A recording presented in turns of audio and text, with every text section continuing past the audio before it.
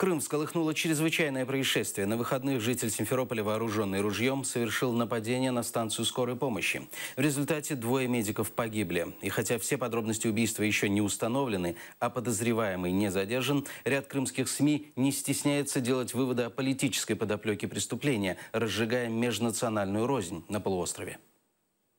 Сегодня в Симферополе прощались с медиками, которые погибли при нападении на станцию скорой медпомощи в минувшие выходные. Санитар и фельдшер скончались 26 сентября. В тот день вооруженный охотничьим ружьем мужчина расстрелял медиков на подстанции скорой помощи по улице Севастопольской в Симферополе. В результате нападения двое медиков погибли, еще двое получили ранения. Происшествие вызвало широкий резонанс. Правоохранительные органы установили личность подозреваемого в тот же день. Им оказался 55-летний житель Симферополя Бекир Небиев. Ряд крымских СМИ стал публиковать подробности убийства, подчеркивая в своих материалах национальность и родственные связи предполагаемого преступника и не стесняясь политизировать произошедшее.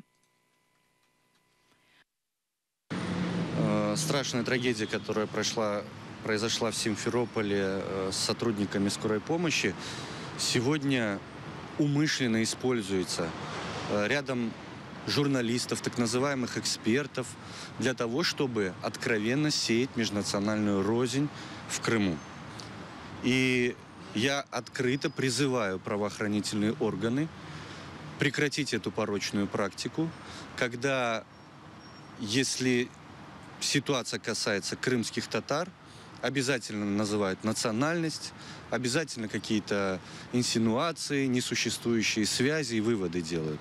Мы сегодня рассматриваем возможность обратиться в прокуратуру Крыма с тем, что ряд крымских СМИ позволили опубликовать материалы, которые просто своей извращенностью поражают. Прокуратура Крыма не спешит давать оценку публикациям, сеющим межнациональную рознь, несмотря на то, что в некоторых из них звучат откровенные призывы к расправе. При этом некоторые авторы социальных сетей пишут о том, что преступление было спровоцировано, и при этом намекают на Меджлис. На самом же деле правоохранительные органы в первый же день обратились к руководству Меджлиса за помощью в розыске стрелявшего по медикам.